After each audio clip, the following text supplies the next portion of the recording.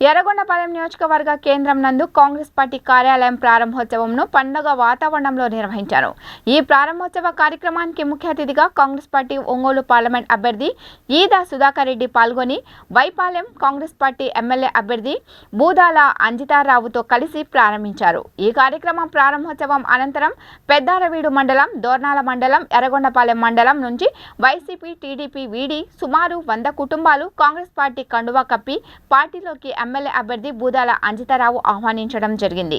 ఈ సందర్భంగా వారు మాట్లాడుతూ అంజితారావు మీద నమ్మకంతో కాంగ్రెస్ పార్టీలోకి రావడం జరిగిందని అన్నారు. ఈ కార్యక్రమంలో ఓబీసీ నాయకులు కాసిం వలి, మస్తాన్, ఆముద వెంకటరెడ్డి, రామిరెడ్డి మరియు పెద్ద ఎత్తున ఎర్రగొండపాలెం నియోజకవర్గం కాంగ్రెస్ పార్టీ నాయకులు, కార్యకర్తలు, అంజితారావు అభిమానులు పెద్ద సంఖ్యలో పాల్గొన్నారు.